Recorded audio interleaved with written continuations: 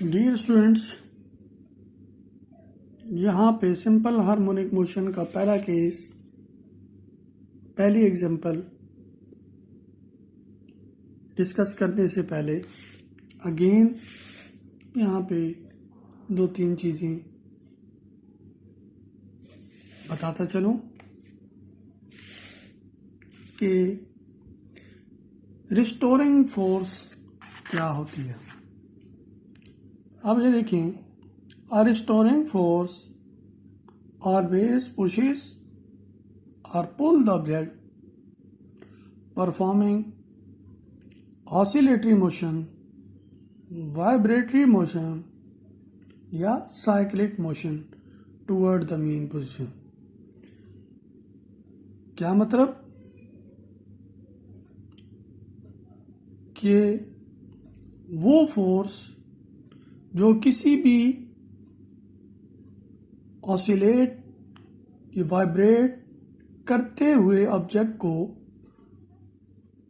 उसकी mean position की तरफ पुल करे या पुश करे, या दूसरे लफ्ज़ों में आप रिस्टोरिंग फोर्स को डिफाइन कर सकते हैं, the force that brings the body back to its original actual position is known as restoring force। अब यहाँ पे हम देखें, फॉर एग्जांपल एक इलास्टिक स्प्रिंग है, उसका एक एंड हमने एक रिजिड सपोर्ट के साथ बांध दिया है, जबकि दूसरे एंड पे यहाँ पे एक बॉडी जिसका मैस m है वो बांध दिया गया। और elastic spring, extensible spring, elastic spring, और उसको हमने स्ट्रेच कर दिया है, प्लेस कर दिया है हॉरिजेंटल सरफेस पे, स्मूथ सरफेस पे, or place on the table, or place on a floor. वो one end is fastened with rigid support while a body having mass m is attached on its other hand। जब आप इस पे externally force लगाते हैं, यानी आपने यहाँ पे इस पे फोर्स लगाई, फोर्स लगाएंगे तो क्या चेंजेस आएंगी, यहाँ पे ये स्प्रिंग जो है इसमें क्या होगा, ये डिस्प्लेसमेंट x प्रोड्यूस हुआ, इसमें ये डिस्प्लेसमेंट x प्रोड्यूस हुआ। अब ये पोजीशन जहाँ पे जब तक कि एक्सटर्नल फोर्स हमने नहीं लगाई F 0 थी, डिस्प्लेसमेंट 0 था, इसको मैं ऑलरेडी बता चुका हूँ, मीन पोजीशन, एक्चुअल पोजीशन या इक्विलिब्रियम पोजीशन का नाम देंगे point O। External force apply की तो अब स्प्रिंग में क्या हुआ, इसको हम पॉइंट A तक ले गई by applying some external force. अब इसमें डिस्प्लेसमेंट x प्रोड्यूस हुआ फ्रॉम द मीन पोजीशन।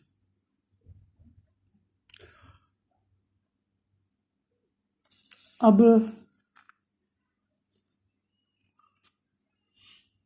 वो फोर्स, एक्सटर्नल फोर्स हमने इस डायरेक्शन में अप्लाई की और इसमें स्प्रिंग जो हुआ वो क्या हुआ, स्ट्रेच हो गया,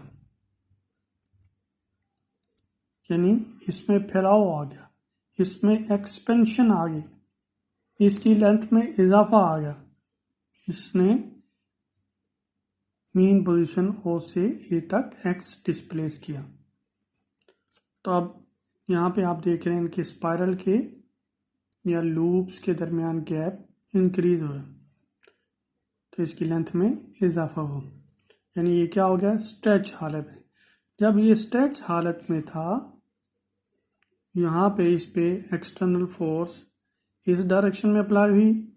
अब वो फोर्स जो इसको ए से ओ की तरफ मूव करवाएगी वो यकीनन रिस्टोरिंग फोर्स होगी, और वो रिस्टोरिंग फोर्स क्या करेगी, इसको पुल करेगी। अब एक्सटर्नल फोर्स की डायरेक्शन ये थी, रिस्टोरिंग फोर्स की डायरेक्शन जब स्प्रिंग स्ट्रेच्ड हालत में था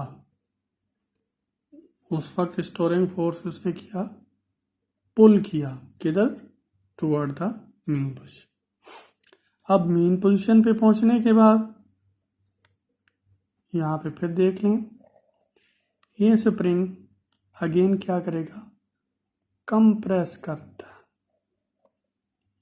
ठीक है। और ये आपके पास अब यहाँ पे अगेन क्या हुआ, जब ये कंप्रेस हुआ तो इस सिचुएशन में आप देख लें मीन पोजीशन से यहाँ तक ये क्या है, डिस्प्लेसमेंट एक्स।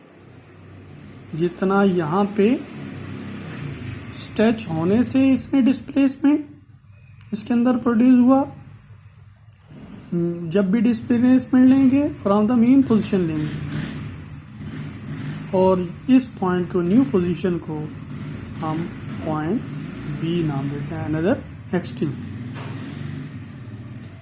ओ से ए तक डिस्प्लेसमेंट क्या था, एक्स, स्प्रिंग क्या था, स्ट्रेच था। अब ओ से बी तक डिस्प्लेसमेंट क्या था, एक्स, स्प्रिंग क्या है, कंप्रेस। यहाँ पे डिस्प्लेसमेंट कहाँ से लिया, फ्रॉम द मीन पोजीशन। यहाँ पे डिस्प्लेसमेंट कहाँ से लिया, फ्रॉम द मीन पोजीशन।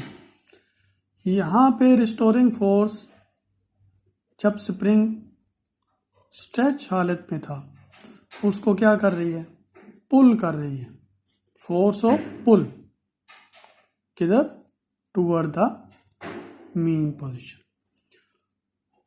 और जब स्प्रिंग कंप्रेस्ड हालत में था तो अगेन इस पे रिस्टोरिंग फोर्स अप्लाई हो रही है, वो कौन सी होगी, वो इसको फोर्स ऑफ पुश। अब यहां पे स्प्रिंग मैस पे फोर्स लगा रहा है, फोर्स ऑफ पुल लगा रहा है। यहां पे स्प्रिंग इस मैस पे फोर्स लगा रहा है, फोर्स ऑफ पुश लगा रहा है। तो दैट मीन दोनों सिचुएशन में, जब स्प्रिंग स्ट्रेच हालत में था, कंप्रेस हालत में था, यहाँ पे भी डिस्प्लेसमेंट एक्स है, यहाँ पे भी डिस्प्लेसमेंट एक्स है।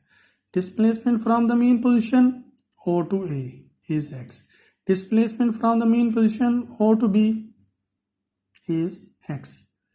यहाँ पे स्प्रिंग स्ट्रेच था, यहाँ पे स्प्रिंग कंप्रेस्ड है। अब इस बॉडी को स्प्रिंग फोर्स लगाएगा मीन पोजीशन की तरफ वापस लाने के लिए। यहाँ पे स्प्रिंग इस बॉडी पे फोर्स लगाएगा मीन पोजीशन तक वापस लाने के लिए। तो वो फोर्स जो स्प्रिंग इस सिचुएशन में बॉडी को ए से बी तक लाने के लिए लगा रहा है, यानी मीन पोजीशन तरफ लाने के लिए लगा रहा है, वो क्या है, फोर्स ऑफ पुल। जब स्ट्रेच हालत में था। अब वो फोर्स जो स्प्रिंग बॉडी को एक्सट्रीम पोजीशन बी से ओ की तरफ लाने के लिए लगा रहा है, वो फोर्स ऑफ पुश। और दोनों सिचुएशन में जब स्प्रिंग बॉडी को ए से ओ की तरफ लाता है या बी से ओ की तरफ लाता है, तो दोनों केसेस में आपने क्या देखा, वो फोर्स, चाहे वो फोर्स ऑफ पुल थी या चाहे वो फोर्स ऑफ पुश थी, जो कि एक्सर्ट की जा रही है by the spring on the body, on the mass toward the mean position, is force of pull when spring is stretched, is force of push when spring is compressed। तो finally हमने यहाँ पे क्या conclude किया कि restoring force वो क्या है, पुश करती है या पुल करती है उस ऑब्जेक्ट को जो कि परफॉर्म कर रहा है oscillatory motion toward the mean position. तो इट मीन अब इस पोजीशन को एक्चुअल पोजीशन लें तो क्या है, जहाँ से उसको हमने डिस्प्लेस किया था उसी जगह उसी पॉइंट तक वापस लाने के लिए जो फोर्स अप्लाई हो रही है वो क्या कहलाएगी, एक्चुअल पोजीशन की तरफ, ओरिजिनल पोजीशन की तरफ। जिस तरह मैं ऑलरेडी बता चुका हूँ, the force which brings the body back to its original position is called restoring force. तो यहाँ पे force zero, displacement zero, position equilibrium position, actual position, mean position, point is O. External force apply हुई, A तक ले गई, क्या हुआ, extension produce हुई, स्प्रिंग स्ट्रेच हालत में था। अब जो ही एक्सटर्नल फोर्स रिलीज की, स्प्रिंग इस बॉडी पे फोर्स अप्लाई करेगा, वापस इसको मीन पोजीशन की तरफ लाने के लिए, इक्विलिब्रियम पोजीशन तक लाने के लिए। अब ये फोर्स कहलाएगी फोर्स ऑफ पुल। और दूसरा, जब हम स्प्रिंग कंप्रेस हुआ तो अब ये कंप्रेस हालत में अगेन ये फोर्स अप्लाई करेगा इस ऑब्जेक्ट पे जिसका मैस है, वापस पोजीशन ओ तक लाने के लिए। अब ये फोर्स क्या होगी, फोर्स ऑफ पुश। तो दोनों सिचुएशन में आपने क्या देखा, चाहे वो फोर्स ऑफ पुल थी स्ट्रेच हालत में, चाहे वो फोर्स ऑफ पुश थी कंप्रेस हालत में, दोनों केसेस में एरो क्या शो कर रहा है, उस फोर्स की डायरेक्शन क्या है, टुवर्ड द मीन पोजीशन। तो such force that is force of pull और पुश जो कि directed toward the mean position is called restoring force. और ये ऑसिलेट करती हुई बॉडी को क्या कर रही है, मीन पोजीशन की तरफ ला रही है। ठीक है, और ये याद रखना कि जिस डायरेक्शन में फोर्स अप्लाई होती है उसी डायरेक्शन, वही डायरेक्शन क्या होता है, एक्सेलरेशन की होती है। Force is a vector quantity, acceleration is also a vector quantity. यहाँ पे एक चीज बता दूं कि यहाँ पे यही बात O पॉइंट, A पॉइंट और B पॉइंट, ये पॉइंट O है, ये पॉइंट A है और ये पॉइंट आपके पास B है। दोनों के हैं एक्सट्रीम पोजीशन है। ओ से ए तक का डिस्प्लेसमेंट एक्स, ओ से बी तक का डिस्प्लेसमेंट एक्स। रिस्टोरिंग फोर्स की डायरेक्शन क्या थी, ये। इस सिचुएशन में रिस्टोरिंग फोर्स की डायरेक्शन क्या थी, ये। अब यहाँ पे हम ये चीज़ मैथमेटिकल लिखेंगे। अगर एक्सटर्नल फोर्स जो कि आपने इस डायरेक्शन में अप्लाई की वो F is equal to K x है, तो दूसरी फोर्स जो कि उसकी मैं डायरेक्शन जस्ट चेंज कर दूँ तो वो क्या लिखें, वो भी F is equal to K x होगी। लेकिन फ़र्क क्या है, ये इसकी एरो और इस ऑपोजिट डायरेक्शन, यानी दोनों फोर्सेस का मैग्नीट्यूड सेम होंगे, लेकिन यहाँ पे ए के साथ में नेगेटिव साइन लगा, तो इट मीन ये अप्लाइड फोर्स है। और जब ये फोर्स रिलीज होती है तो इतनी ही फोर्स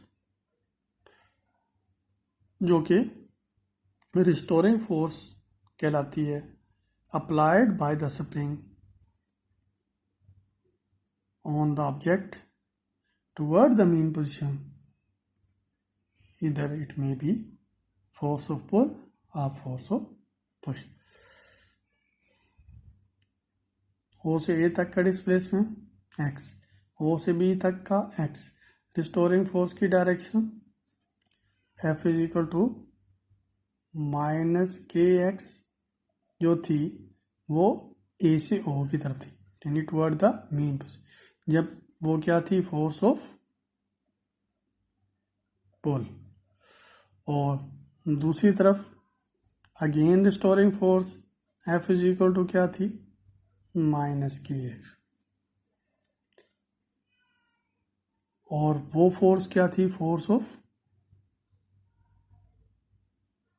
पुश।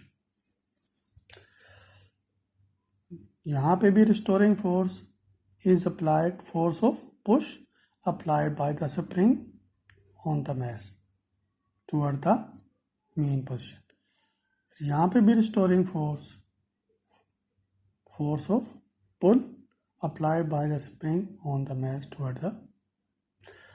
तो दोनों केसेस में आपने देखा रिस्टोरिंग फोर्स की डायरेक्शन मीन पोजीशन की तरफ।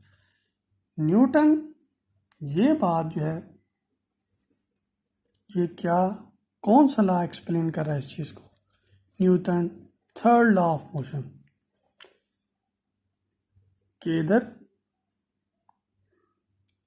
एक्शन फोर्स है अप्लाइड फोर्स, और वो force apply by the mass on the spring F is equal to K X, और force applied by the spring on the mass, दोनों फोर्स इक्वल इन मैग्नीट्यूड है, opposite in direction. यहाँ पे दूसरी बात जो कि न्यूटन सेकंड लॉ उसको एक्सप्लेन करता है, आपने पढ़ा है F is equal to M E. यहाँ पे हम एम को कांस्टेंट लें तो किन दोनों क्वांटिटीज़ को आप रिलेट करते हैं, फोर्स और एक्सेलरेशन को, दोनों वेक्टर क्वांटिटी। जब बॉडी पे फोर्स अप्लाई होती है तो एक्सेलरेशन प्रोड्यूस होता है, यानी डिस्प्लेसमेंट प्रोड्यूस होगा। जब बॉडी पे फोर्स अप्लाई ना हो तो डिस्प्लेसमेंट ज़ीरो होगा और उसमें एक्सेलरेशन भी ज़ीरो। अब जिस डायरेक्शन, जो डायरेक्शन फोर्स की होगी वही डायरेक्शन एक्सेलरेशन की होगी। यहाँ पे एक और चीज़ मैं एक्सप्लेन करता जाऊँ कि फॉर एग्जांपल यहाँ ये फोर्स की डायरेक्शन है और बॉडी की डायरेक्शन ऑफ मोशन भी यही है।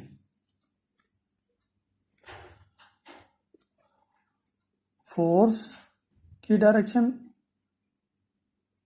और ये बॉडी की डायरेक्शन ऑफ मोशन है।